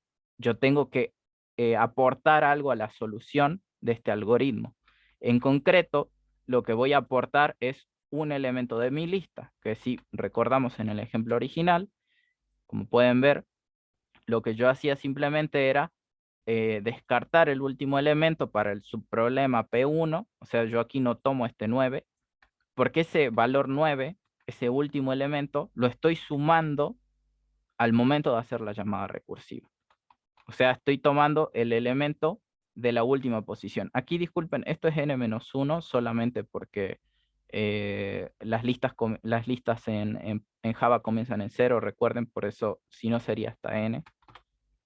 Pero bueno, esto ya es un inconveniente del mismo lenguaje, ¿no? O sea, es por cómo se diseña la estructura como tal. Pero bueno, la idea es que yo tomo el elemento de la última posición, lo sumo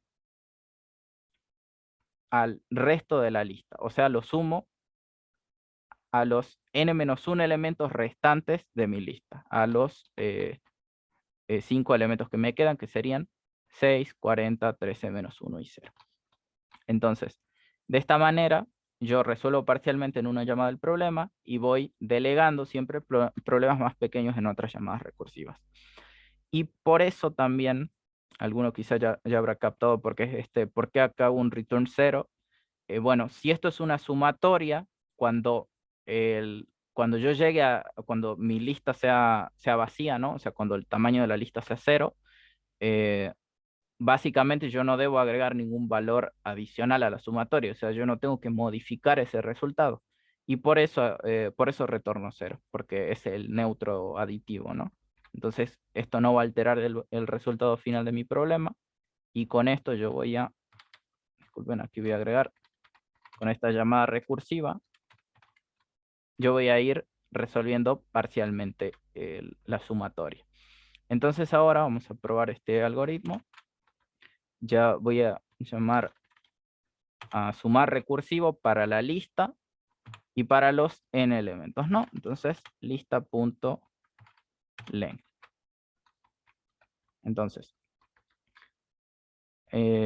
ahora voy a usar sumar recursivo para la misma lista, para los n elementos de la lista, o sea, para estos 6 valores. Y yo ejecuto, me devuelve 67 también. Ambos resuelven el mismo problema, solamente que uno de manera iterativa, mediante las estructuras de control for, en este caso, y el otro utiliza esta técnica que se conoce como recursión. Entonces, vamos a ver en un momento cómo es que se hacen estas llamadas recursivas, o sea, vamos a ver que en realidad esto se maneja mediante una pila, vamos a ver cómo es que se van resolviendo concretamente el problema, y para eso vamos a hacer uso de la traza. Entonces, bueno, aquí tienen el código simplemente del problema, solamente que aquí es n, me sabrán disculpar. Tengo mi lista de tamaño n, cuando mi lista esté vacía retorno 0, o sea, terminé de hacer la sumatoria, y parcialmente en cada llamada voy sumando el último elemento y dejo para otra llamada recursiva, o sea, su problema para los n-1 elementos restantes de la lista. Entonces, esto que les voy a explicar ahora, la traza, tiene que ver con cómo funciona internamente o cómo se administra internamente a los llamados de los métodos, de estos comportamientos que estamos definiendo. Entonces, concretamente, acá le ponen como ejemplo C y Java, hay muchos otros lenguajes que utilizan esto, la gran mayoría utiliza este método, que es administrar los llamados a estos comportamientos mediante una pila. O sea, yo voy a ir apilando cada procedimiento y bajo el criterio de las pilas, ¿no? Que vimos en su momento, que es LIFO, ¿no? Yo voy a resolver primero el elemento que está en el tope de la pila. O sea, voy a resolver el último subproblema agregado a mi lista de procesos, ¿no? Entonces, disculpen, aquí tienen un ejemplo con el factorial en una muy mala calidad. Yo se los voy a explicar en concreto, lo vamos a graficar ahora mismo. Vamos a ver cómo es que funciona toda esta llamada recursiva. Entonces, internamente lo que vamos a hacer es esto. Yo tengo mi problema original. Disculpen, voy a usar esto. Tengo sumar. Lo voy a llamar sumar solamente, me refiero a sumar recursivo, ¿no? No al iterativo, si no, no tiene sentido hacer la traza. Y voy a sumar los elementos de mi lista, ¿no? 6, 40, 13, menos 1, 0 y 9. Y lógicamente son 6 elementos, ¿no? Ese es mi n, ese es el tamaño de la lista en esa instancia. Entonces, este es originalmente mi problema P, y yo voy a tener que ir resolviendo parcialmente esto hasta que llegue a mi caso base, ¿no? Entonces, internamente, siguiendo el algoritmo que diseñamos hace un momento, nosotros sabemos, este valor de aquí es nuestro n, ¿no? Sabemos que es distinto de 0, por lo tanto, yo no voy a retornar 0, que voy a retornar el último elemento de mi lista, 9, más una llamada recursiva. O sea, voy a invocarme a mí mismo el comportamiento sumar recursivo, ¿no? Para esos elementos solamente que ahora yo voy a decir que esta lista es de tamaño 5. O sea, yo voy a omitir a este elemento de acá. Voy a hacer como si no existiera. Y otra vez voy a volver a preguntar bajo esos casos que establecí. O sea, voy a preguntar si llegué a mi caso base. Mi n es igual a 0. No, todavía no me quedé sin elementos. O sea, no he recorrido toda la lista. Entonces voy a resolver parcialmente el problema. Voy a devolver 0. Recuerden, este elemento estamos haciendo como si no existiera. Entonces debo sumar el último elemento en esa instancia, que dijimos que es el 0. Simplemente lo voy a tachonear un segundo, disculpen. Y voy a sumar ese valor con lo que me devuelva la siguiente llamada recursiva. Otra vez, sumar, solamente que ahora para 4 elementos.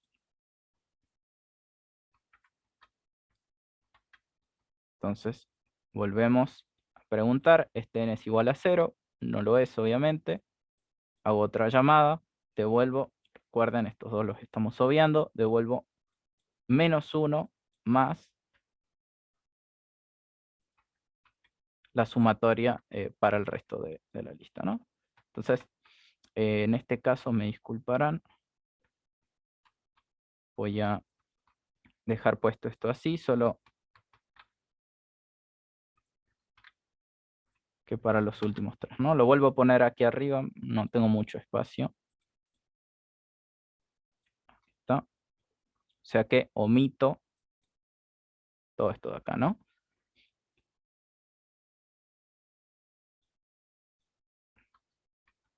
Vamos a volver a ponerlo aquí. A ver, disculpen, lo voy a borrar. Voy a volver a graficarlo. Continuamos aquí. Devolví a -1 más la siguiente llamada recursiva, que era sumar para 3 elementos.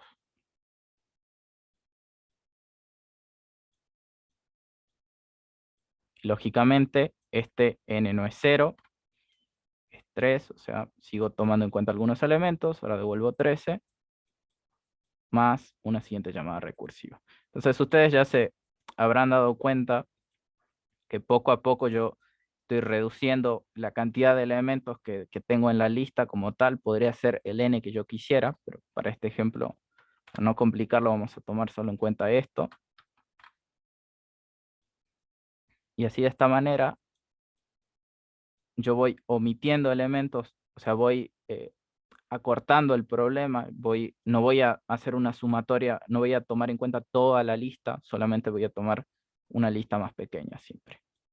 Y así cada llamado va a ser de fácil resolución. Entonces, vamos a devolver aquí 40 más esto para 1. Todavía no llego a mi caso base. Aquí omito todo esto. Esto no es igual a 0, entonces devuelvo el último elemento más. Y ahora sí, estamos llegando al final. Sumar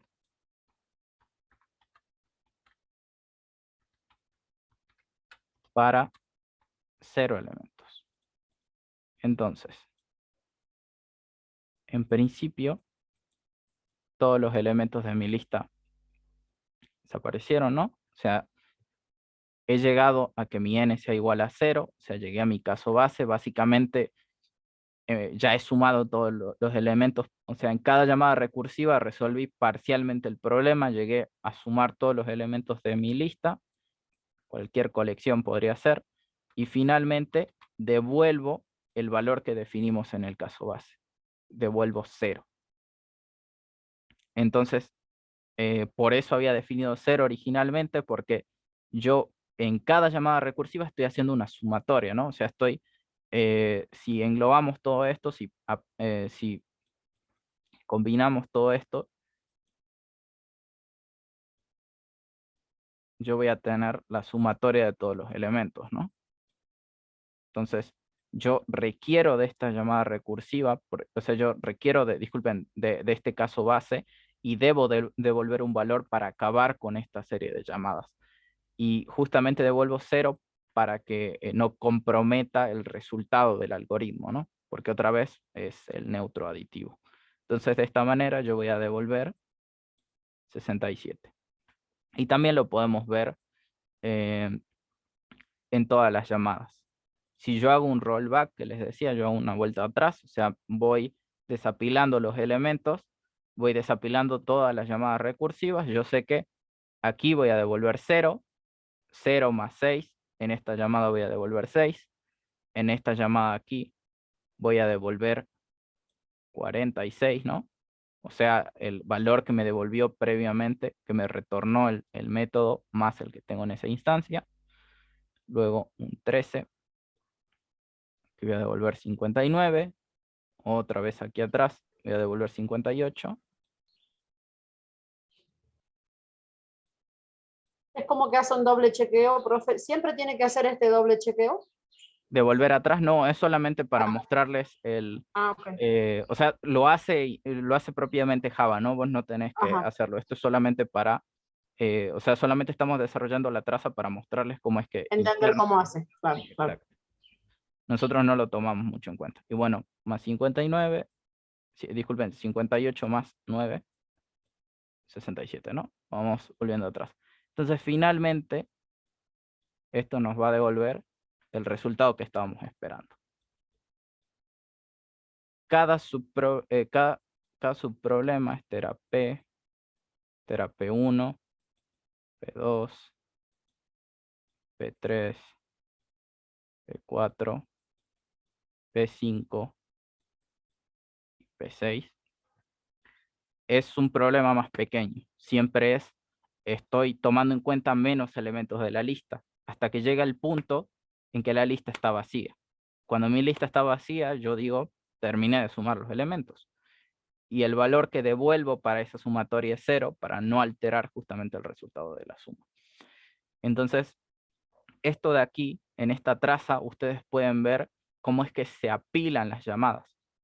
Si yo lo graficara, si yo tuviera mi pila, disculpen, este va a ser, disculpen, aquí voy a tener P6, disculpen, este va a ser P, P1, P2, 3, 4, 5 y P6. Entonces, ahora lo voy a poner con otro color. Ustedes pueden ver también cómo es que se hacen estos llamados. El primer llamado es el del problema completo, el problema original, es de P. Entonces, este es el primero que se apila, es la primera invocación. Luego, pero primero para resolver P, yo debo de resolver P1, debo resolver el caso más pequeño, ¿no? Y bueno, y parcialmente para ayudar a la resolución, guardo parte del resultado, o sea, voy haciendo parte de la sumatoria. Entonces, luego se apila P1. Para resolver P1, primero, o sea, para conocer toda esta sumatoria que tengo aquí, primero debo resolver P2, o sea, debo resolver la sumatoria para 4 elementos, no para 5. Y así se van a ir apilando P2, 3, 4, P5. Disculpen que sea tan engorroso, no tengo mucho espacio aquí. Y P6. Entonces, poco a poco, yo voy resolviendo sus problemas. Cuando llegué al último caso, tengo que sumar todos los elementos de una lista vacía. La sumatoria de una lista vacía va a ser 0, porque no hay nada que sumar. Entonces, yo llego a este caso y aquí pueden ver la pila de llamadas recursivas. Como es una pila, como vimos en el criterio del IFO, el último elemento que ingresó a la pila tiene que ser el primero en ser resuelto, el primero en ser atendido. Como la última llamada que ingresó es la del caso base, siempre el caso base va a ser resuelto primero. Entonces, en este caso, resuelvo, o sea, básicamente devuelvo este valor 0, volvemos atrás, hacemos este rollback, devuelvo este valor 0. Este 0 luego, esto como ya está resuelto, sale de la pila, pero yo ya tengo mi valor, ¿no? Yo ya tengo el 0 que quería, luego vuelvo atrás, la sumatoria en ese momento es 6, y obviamente este elemento sale de la pila, o sea, esa llamada ya fue atendida, ya fue resuelta. Tengo luego 46, esa llamada fue atendida y así sucesivamente, ¿no? 59, 58, 58 y finalmente 67 para el último problema. Entonces, de esta manera, yo hago una vuelta atrás. Yo, una vez que he llegado a mi caso base, termino con esa serie de llamadas recursivas y obtengo mi resultado final. Y es con lo único que me quedo. Este es mi valor de retorno para mi método recursivo, que es, a final de cuentas, para este ejemplo, la sumatoria de todos los elementos de la lista, ¿no? Y hay muchos muchos casos en los que la recursividad es la mejor alternativa para resolver un problema. Y si no es la mejor alternativa, es equivalente a un problema, disculpen, es equivalente a una resolución iterativa y en mucho menos código. Aquí ustedes tienen este for, que quizá en su momento, si no han estudiado las estructuras, esto puede ser más complejo, ¿no? Pero yo en dos simples llamadas, en dos simples llamadas resuelve el problema. Establecí el caso base, di un valor de retorno para no alterar la sumatoria. O sea, yo dije, esto tengo que devolver cuando he terminado de sumar, o esta es la sumatoria para una lista vacía, que es el caso base, y luego hago mi llamada recursiva. Y esta es parte de la resolución. Aquí vemos parte de esa sumatoria total. Entonces, esto es mucho más simple, como pueden ver, es menos código y resolvemos el problema de igual manera que con un algoritmo iterativo. Profe, usted podría poner varios recursos, varios métodos recursivos. Entonces, si divide un problema en, podríamos decir, en diferentes fases y tiene algún problema en alguna, resuelve eso y lo otro es, de algún modo queda aislado. Queda en espera. Siempre Claro. tengo que resolver lo que está hasta el tope de la pila, ¿no? O sea, Ajá. tengo que seguir hasta atrás. Ajá. Si en medio de la llamada recursiva yo hago llamado a otro comportamiento que también es recursivo, entonces Sí. ese comportamiento primero tiene que ser resuelto. Entonces Claro. voy a tener varios, o sea, mi pila va a ser más grande. Entonces Claro. ahí también ustedes pueden ver el... Tendría como una pila de pilitas. Exacto. Sí. Sí. Entonces, también en esto pueden ver probablemente el único inconveniente que yo tengo, como yo apilo llamadas, ¿no? O sea, tengo que, no puedo resolver el problema original hasta que no resuelva un problema más pequeño. En cada llamada, como yo les mostraba hace un momento, estoy almacenando, si quieren, estoy utilizando esta lista. O sea que hay datos que estoy acumulando en cierto punto, aunque sean sus referencias, y estoy gastando bastante memoria. Entonces, puede que llegue el punto en el que yo me quede sin memoria y no llegue a mi caso base. Entonces, para problemas sumamente grandes, y lo digo porque tienen que ser sumamente grandes para que ocurra, mi pila podría llegar a desbordarse. O sea, podría llegar a un punto, o sea, no podría llegar a mi caso base y me podría quedar sin memoria en mi ordenador. Y en ese punto no resuelvo el problema y no puedo hacer este rollback, ¿no? No puedo volver atrás y vaciar mi memoria.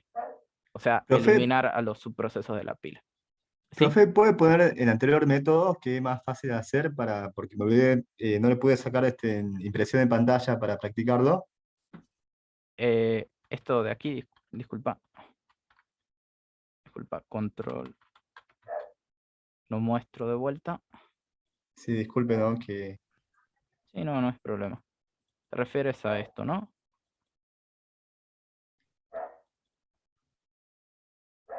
No, esto sí lo entendí. Sí, Ah, perfecto.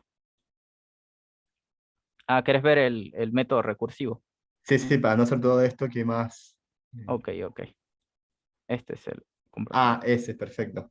Sí, igual yo ya está subido, de hecho, esta resolución.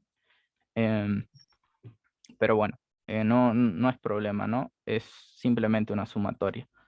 Ah, perfecto. No nos queda mucho tiempo, disculpen. Les voy a mostrar otro algoritmo que es bastante sencillo. Como yo les dije, este viernes voy a hacer consultas, así que si quieren venir con ejercicios del práctico sobre recursividad, adelante, podemos resolverlos ahí.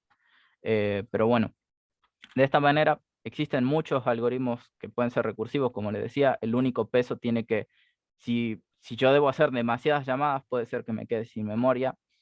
Hoy en día ese no suele ser un problema demasiado grande. En general tenemos bastante memoria en la mayoría de los ordenadores. Y como ven, los datos que yo estoy pasando aquí son valores numéricos, ¿no? O sea, son el tipo de dato más sencillo o que ocupa menos espacio en memoria. Los booleanos serían los que menos ocupen, luego están los bytes, los shorts, y los enteros serían los cuartos tipos de datos más ligeros, ¿no? Entonces no es que esté ocupando tampoco demasiada memoria. estoy hablando de problemas enormes, ¿no? Estoy hablando, por ejemplo, si yo quisiera la sumatoria de una lista de 10.000 elementos, 100.000 elementos. En esos casos ahí yo tendría inconvenientes. Pero bueno, esos casos demasiado grandes, ¿no? Y de otra manera, igual en esos casos hay soluciones, ¿no?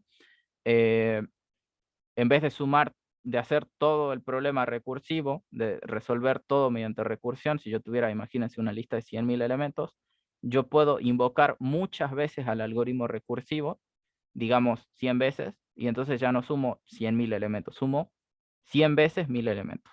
Entonces no me voy a quedar sin memoria, porque cuando tengo una sumatoria, la pila ya está vacía. O sea, cuando haya sumado los 1.000 elementos, en principio hice este rollback y mi pila fue vaciada. Y puedo volver a sumar 1.000 elementos. Y así de esa manera también podría solventar el caso, ¿no? O sea, particionar mi problema original dentro del código. Es otra alternativa que tiene. Pero bueno, hay muchas ventajas, como ven. En la diapositiva, por ejemplo, esto está en el práctico también. Nos piden, disculpen, crear un comportamiento que nos diga el factorial enésimo de un número, ¿no? O sea, para un valor n que nos diga cuál es el factorial de ese número. Si no saben qué es el factorial, es solo una serie de multiplicaciones sucesivas, ¿no? Disculpen, aquí no lo pueden ver claramente. En el práctico creo que se ve un poco más claro. En un momento lo explico. Pero bueno, algunas ventajas, como les dije. Esto otra vez es más fácil de leer. Son algoritmos más pequeños en general. No son tan complejos como son los iterativos. Son bastante más elegantes. Y la única pega que tienen es que podríamos llegar a quedarnos sin memoria si trabajamos sobre conjuntos de datos muy grandes. Y en general, solo para que lo sepan otra vez, las estructuras de datos es donde más se utiliza este tipo de algoritmos. Otra vez, estructuras de datos, listas en general que ustedes quieran ordenar, la mejor resolución que tiene es mediante algoritmos recursivos como ser quicksort, mergesort o heapsort. Les puedo pasar el código de los algoritmos si quieren, es lo de menos, ¿no? Pero son algo más difíciles de entender cómo funcionan. Iterativo sería impensable, ¿no? Si les digo un algoritmo recursivo es difícil de entender, de manera iterativa un algoritmo de ordenamiento heapsort, capaz que son 100 líneas o 200 líneas. Pero bueno, un algoritmo recursivo quizás son el ordenamiento mediante heapsort pueden ser 15 líneas, quizás. Se reduce un montón. En realidad no hay que hacer tantos llamados. Y bueno, justamente por eso se creó esta técnica. No los entretengo mucho más con eso. Veamos un ejemplo más. Disculpen, aquí al final, los ejercicios 16, 17, 18, 19 y 20 son tienen que ver con recursión. El 20 me disculparán, el de la serie de Fibonacci no creo que me dé tiempo de explicarlo porque en este caso hay que hacer 2 llamadas recursivas, no una sola. Les doy ese tip. El algoritmo no es muy complejo, pero bueno, si quieren lo podemos ver el viernes para los que estén, si no igual la clase va a estar subida, la de la consulta, así que no se preocupen por eso.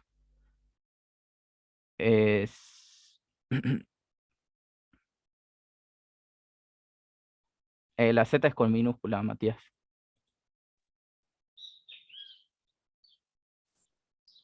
Esa es la contraseña. Bueno, a ver, les muestro el ejercicio del factorial si quieren. El de la potencia es muy similar. El ejercicio 17 les pide crear un método que nos permita determinar la potencia de un número real B elevado a un número entero E. O sea, la potencia, o sea, B elevado a la E nos está pidiendo. Recursivamente otra vez no es muy complejo. Y va a ser muy similar al ejercicio 18. Entonces, solo para comentarles, este ejercicio está propuesto ahí, lo puedo explicar si quieren. El factorial de un número solo son las multiplicaciones sucesivas. El factorial de 0 es 1. Factorial de 1 es 1 también. Va a ser 1 por el factorial de 0 en realidad.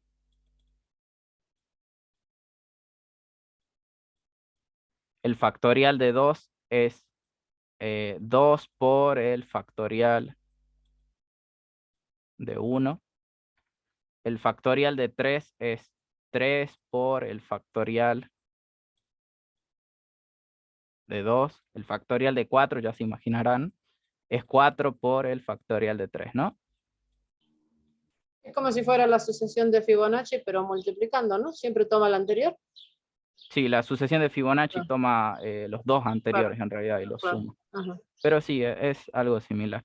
Y bueno, y disculpen, el factorial de un valor enésimo va a ser n por el factorial de n-1. O sea, va a ser n por n-1 por n-2 por n-3, así hasta 1, ¿no? Que es el valor original de factorial 0. Entonces, no es muy complejo, como ven, solo son una serie de multiplicaciones. Y el caso base también es fácil de definir aquí. El caso base va a ser el factorial de 0, o sea, este es el primer elemento del factorial, ¿no? Y siempre por eso también, disculpen, no se lo hemos dicho aquí, pero el factorial lo vamos a definir sobre los naturales, ¿no? Los naturales y el 0. O sea, para enteros positivos, así no va a haber problema también con el signo. Pero bueno, en general, si no me equivoco, el factorial está definido para los valores positivos también, así que no debería haber inconveniente. Y bueno, y la llamada recursiva ya la pudieron ver hace un momento, va a ser el valor enésimo por el factorial. Disculpen, acá puse 3 como ejemplo, pero bueno, o sea, va a ser el valor enésimo por el factorial de n-1, ¿no? Entonces, aquí vemos la llamada recursiva, ¿no?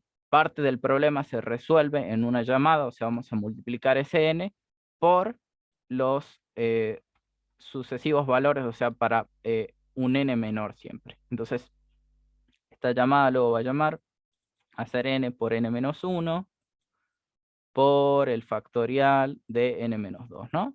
Y así sucesivamente se van a hacer estas multiplicaciones. Entonces, vamos a ver el código, otra vez no es muy complejo. Public. Vamos a devolver, como ven, es para enteros positivos, así que el factorial va a ser un entero también. Factorial de un entero n. Yo voy a tener que establecer, ya que estamos hablando de recursión, un caso base y una llamada recursiva. Eso en sí no cambia, es lo mismo. Solamente que ahora tenemos que definir otro caso base. En este caso coincide, ¿no? Si mi n es igual a 0, que es mi caso base, yo devuelvo 1. Entonces, ¿cuál es el factorial de 0? 1.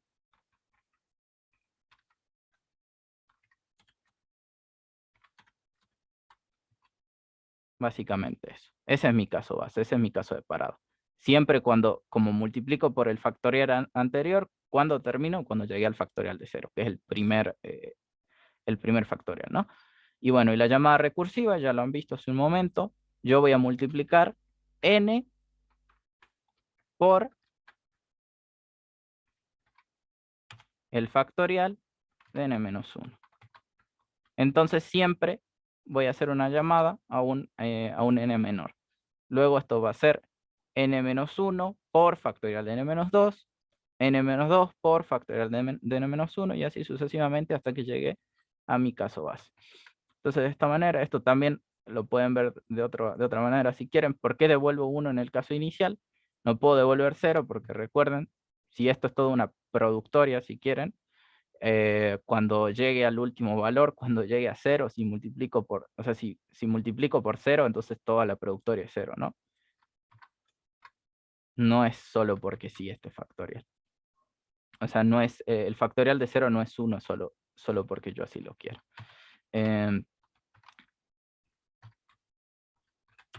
Entonces, vamos a utilizarlo simplemente, r.factorial de 4, ejemplo, 24, pueden ver aquí en el mismo ejemplo, 24 es 4 por 3 por 2 por 1.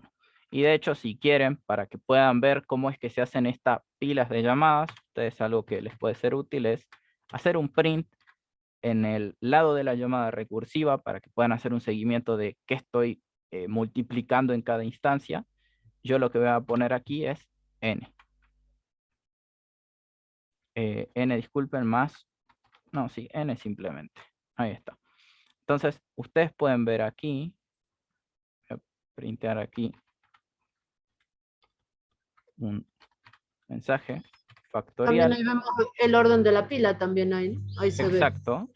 Sí. Pueden ver perfectamente ahí cómo es que se están apilando todos los casos. Aquí vamos a tener el primer elemento de la pila, o sea, n igual a 4, n igual a 3, n igual a 2, n igual a 1. Nos falta el caso base, también debería haberlo puesto aquí arriba. Me disculpan. Está si yo ejecuto. Y bueno, y podemos ver toda la pila, ¿no? En este caso la pila está al revés, ¿no? O sea, está de cabeza, pero bueno, pueden ustedes interpretarlo. Problema inicial, problema P1, subproblema P1, subproblema P2, subproblema P3, subproblema P4, que es cuando tengo que devolver el factorial de 0.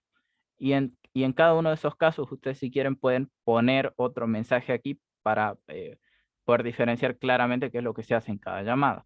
En concreto, ustedes lo pueden saber claramente aquí, ¿no? O sea, multiplican ese n por el factorial del valor siguiente. O sea, va a ser 4 por 3 por 2 por 1. Y yo, si quisiera, puedo ir concatenando esto y mostrar en cada caso qué es lo que hago. Entonces, yo puedo hacer esto, si quiero, y ejecutar, y podemos ver todo el factorial. 4 por 3 por 2 por 1 por, disculpen, aquí no es 0, aquí va a ser por 1, que es el valor que nos devuelve el factorial original, ¿no? Podemos ver, disculpen, podemos ver todo el factorial. Entonces, toda esta productoria nos da 24, que es el factorial de 4. Y esto obviamente funciona para cualquier valor que yo quiera. Entonces, no es muy complejo. Obviamente, factorial de 5 va a ser factorial de 4 por 5, o sea, 24, que es el factorial de 4, lo vimos hace un momento, por 5, esto es 120. Entonces, no es tan complejo de ver. No me extiendo más, disculpen, les he tomado más de su tiempo. Les voy a mandar luego el correo para esta clase que vamos a tener el viernes por la tarde. De 2 a 6 en principio va a estar. Voy a hacer un receso, obviamente, no tienen que estar toda la clase, solo por si tienen dudas o quieren consultar algo, así que son bienvenidos todos. Muchas gracias.